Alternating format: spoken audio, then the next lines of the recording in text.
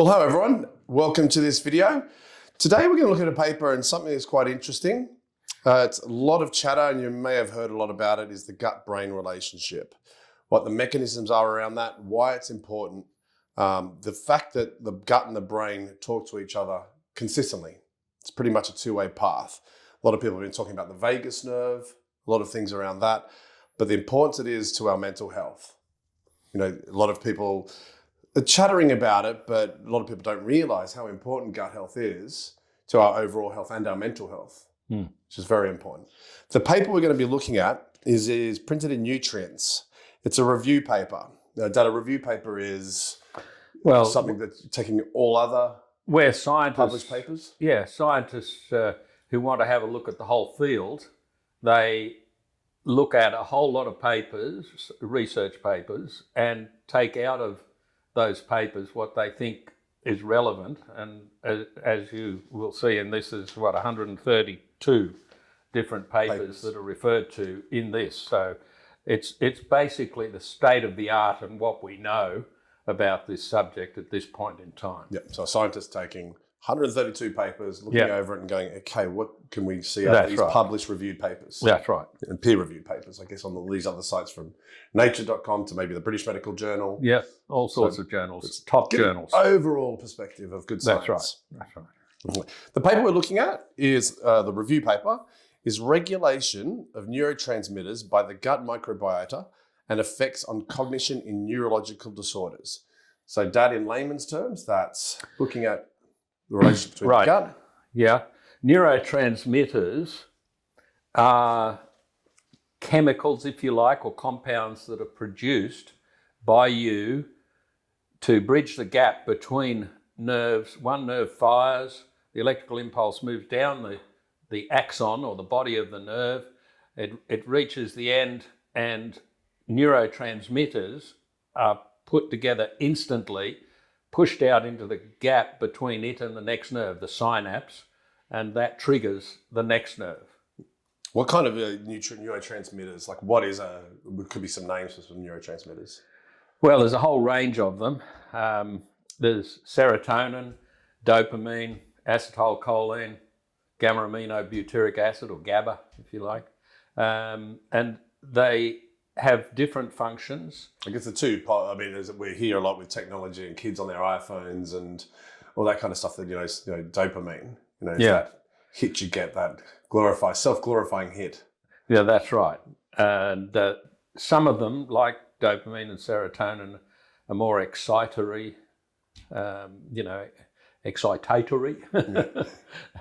that excite nerves. And then GABA, for example, controls that or modulates that. So if you've got too much of the former and not enough GABA to control it, then you get anxious and jittery and neurotic and all that sort of thing. So looking at that again, going back to that gut-brain relationship, which is what this paper looks a lot at. The biggest relationship is that vagus nerve that we talk about. Yeah. But there's two fundamental ways or main ways that the gut and the brain communicate with each other. Yes. Okay. The vagus nerve, as you've told me, the Latin word vagus means wandering, which I think is a brilliant name for it, and well done for looking that up. It is going all over the body. I always thought the vagus nerve was one nerve going from the gut to the brain, and it was very important, but it connects to everything in the body, the heart and liver, and it's controlling. It's a master nerve, if you like, controlling a whole lot of stuff. The microbiota in the gut is producing all sorts of compounds that are neurotransmitter related. They're either components of neurotransmitters or neurotransmitters themselves. A lot of those are used by, say, the nerves in the gut, for example, to control your peristalsis and so on. The rhythmic contractions that push the food down and out the other end. Also, the vagus nerve, of course, is a signaling nerve. So the bacteria in the gut can use the vagus nerve to signal instantly to the brain and talk to the brain. And the brain can do the opposite but also it acts as a conduit. It is because every nerve is filled with fluid, if you like. It's actually a pathway whereby compounds can migrate up the nerve to the brain. And although the large, fully assembled neurotransmitters may not be able to move up there, certainly the precursors can, the bits and pieces, and then they're assembled in the brain. But also, as you mentioned, there's another pathway which is via the blood. So bacteria in the gut can produce compounds that go into the blood, and then the bloodstream takes them up to the brain. Through blood cells and whatever else. Yeah, there is a blood-brain barrier that protects the brain, and neurotransmitters themselves, once fully assembled, can't get through into the brain through that barrier unless, and this is me speculating, we know that bacteria in the gut control the permeability of that blood-brain barrier, so it is possible that fully assembled molecules can get through from the blood into the brain, but at the moment that hasn't been determined. There's still a lot that needs to be researched, doesn't there? Because I mean, it's such a complex system that Yeah. not only our microbiome as a whole, you know, from our mouth to our anus, but then how that connects to through the vagus nerve or the blood-brain barrier to the brain. That's right. And it's a two-way connection, isn't it? Yes. Like they're both like, I guess the classics, like, you know, the flight or fight, you know, kind of how the vagus nerve does that. Butterflies in the stomach when you get nervous. That's right. Eat horrible food, you feel horrible afterwards. Yeah. See, one thing that we need to realise is that we're not just one organism, we're a composite of a whole bunch of living organisms. And you're, of course, the main one. But actually, in terms of the genes that When you say I'm the main one, you mean... Well, you're the biggest one, obviously. The human cells? Yeah. That collection of human cells sitting there in that chair has got all the same set of genes that you inherited from your parents. In each one of your cells, they're all identical virtually. Okay. And the only human cells that don't have genes in them are red blood cells. But anyway, that aside, if you look at the number of species in your gut, bacteria that is, there's, say, 1,000 of them and only one of you, and each one of those has got its own collection. But the important thing to realise is that when you take into account the fact that your genome, your collection of genes, is 10 times the size of a typical bacterial collection of genes, if you like, in that one bacterium, then the actual percentage of genes in you that is human is 1%. Yep. And the bacteria that are in there are producing all sorts of compounds that are vital to your health. If you didn't have any bacteria in your gut, you would die because you're not able to produce a whole lot of stuff that you need, and you rely on the bacteria to do it. And of course, one of the things that's happened is 10,000 years ago, we went from being hunter-gatherers, when we probably had 2,000 different species of bacteria in our gut, to being farmers and herders and so on. And at that point, we probably lost half of the bacteria that are typically in a gut. And then the other thing that happened, of course, within the last century, is we've discovered antibiotics, which have saved millions of lives, but at the expense of our microbiomes. Yeah. And so, I guess, you know, without going into that, you know, conversation piece of, the microbiome specifically, that gut-brain relationship. So when we consume food, as we all do every day pretty much, we chew on the food, it breaks down, the journey goes down now. Obviously, it goes into small intestine, absorption begins down. This is where, obviously, how's that connection then to the brain? Like, where does this breakdown begin? What's that? The bacteria break it down, they produce... Okay, it's a combination. I mean, in your saliva, you have amylase enzymes that you produce. Amylase breaks down starch. So when you have a sandwich, as we have just done, the first thing that happens is the amylase there starts chopping up that polyglucose molecule, lots of glucose molecules in starch, up into individual bits, right? And the next thing that happens, of course, is you've got acid in your stomach, which is highly concentrated hydrochloric acid. It's like car battery acid. And it starts hydrolyzing different molecules, breaking them down into their components. Then you've got things like trypsin and chymotrypsin, which are enzymes that break down protein, proteolytic enzymes. Then you've got lipases in your bile that break down fat. So these are the big chopping sort of things that happen.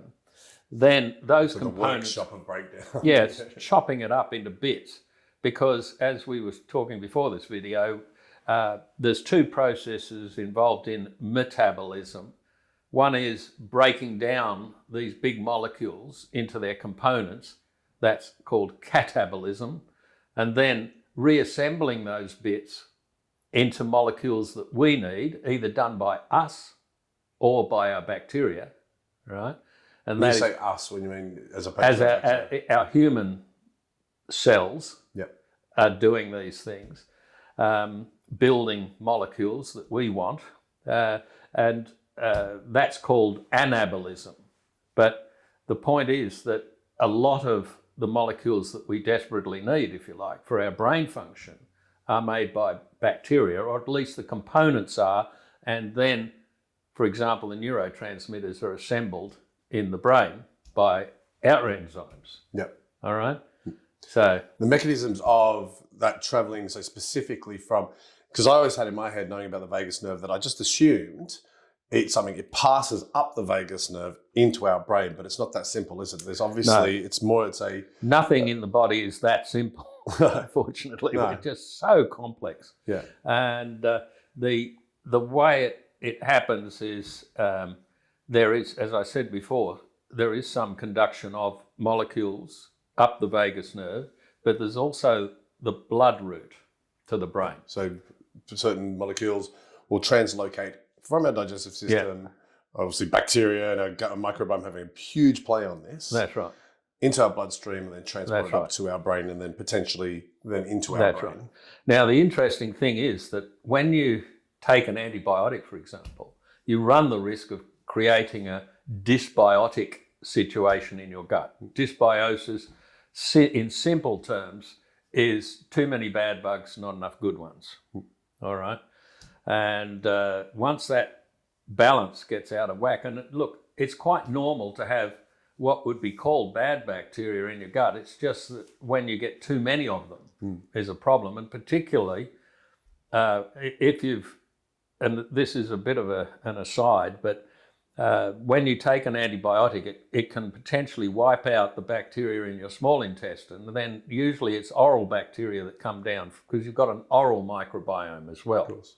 And you've got a skin microbiome and so on. But when they take over there, you can get an overgrowth. And when that happens, you can get all sorts of symptoms like irritable bowel syndrome, bloating when you eat something, because what's happening when you eat something that those bacteria like, and that could be dairy, for example, you look like you're lactose intolerant because those bacteria are producing things from the dairy, and it could be from the casein, the protein or the whey proteins or whatever, as well as the lactose. That's all feeding those bacteria because dairy is highly nutritious. Yeah, that importance of the gut-brain relationship.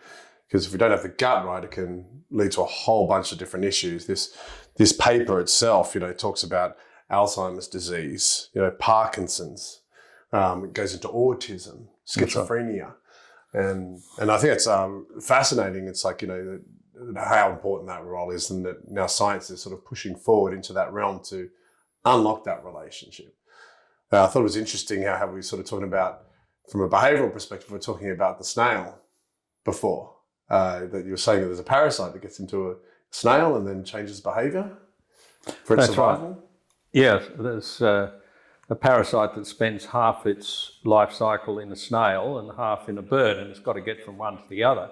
So what it does is it affects the brain function of the snail, when it's in the snail, and the snail crawls up the vegetation, making it more exposed to the bird that needs to eat the snail to get the parasite into the bird. And then the bird craps out the other life stage of it, and it goes, the snail eats the crap, and then it goes around in that circle. And then there's the other one that, What a life. gets into fish and causes the fish to swim up to the surface to expose it to like fish eagles and whatever it needs to get into in its next part of its life cycle. And so the fish is easily caught by the bird who eats it, gets that, So the point is that there are myriad examples in nature of brain function being controlled by microorganisms. Yeah. Okay, so it's not unexpected that the same sort of thing would happen with us. We do know, for example, that with toxoplasmosis, that parasite is called Toxoplasma gondii, and it is in cats. And when it gets into humans when we have cats as pets, it can get into us and into our brain, and it makes women more particular about tidiness and their appearance and all that, but it has exactly the opposite effect on men, which is my excuse because we had cats when we were a kid. I thought that was just men. Being lazy. That's right. But anyway. A lot of people think, a lot of these things, can be genetic. But it's amazing how much we're realizing our bacteria is actually playing a role. More and more we're finding this out, especially behavioral issues, depression, anxiety, all these things. Yes. Well, the fact that most of our genes are in the bacteria in our gut. I heard, don't quote me on this figure, but I heard if you take all the bacteria, all the microbes in our body, they can weigh around about 6 kilograms of our body mass. Something like that. Not only, and I guess it goes to the other one too, the intestines. If you lay them all out with all its surface area, because it can be, the size of a tennis court plus, it's phenomenal. Well, yeah, that was one of the original things. I think it got modified down to a squash court area, but anyway. It's a large area, a lot bigger than I thought. Yeah. So I guess fundamentally, the more we learn, science will be progressing forward in researching the microbiome gut-brain relationship. And it'll be phenomenal what I guess the future holds of what we can do and what health problems we can fix. I guess at this point in time, the most important thing is to eat well. Diet's always king. Always is key. That reacts or acts on the bacteria in our gut. Whether that be probiotics, exercise, everything we can do, looking at that gut sometimes can. Because I know if I eat a bad meal, or a good meal, the reverse. If I eat something I really enjoy, you just feel good about yourself if you have that chocolate bar. Yeah. But then sometimes you have Maccas and you feel absolutely horrible after. Well, it's quite possible that one part of that is the fact that the bacteria in your gut are trying to get you to eat certain foods that they like. How would they? So is that from naturally progressive sort of situation where it learns that, okay, I need this or the body needs this? Well, I think what's happening is that we know that bacteria, certain species of bacteria can produce pseudo-human appetite compounds like pseudoghrelin, for example, or pseudoleptins. In other words, appetite molecules that control your appetite. And they're made in the gut or produced? Yeah, they're produced by, I'm not sure where we produce them, but obviously they're affecting the brain. Yep. On things we eat. Yeah, and telling us to eat, for example. Yep. Right? Well, if you've got a lot of bacteria in your gut that are producing these things that are telling you to eat when you don't need it, but the bacteria want it, yep. Right? So they're producing these. Now, I suppose these things, it's not that these bugs in our guts are that clever. No. It's just that by chance they've produced a compound that causes us to seek something that they like, and that selects for them, and they keep doing that. And that's why I put on weight.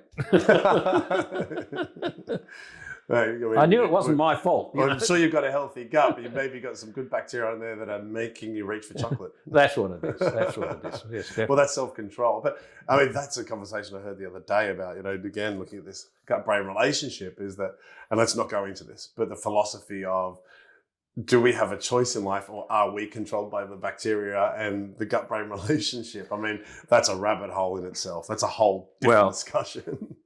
It's an enormous rabbit hole because it gets into the area of criminals who behave in certain ways.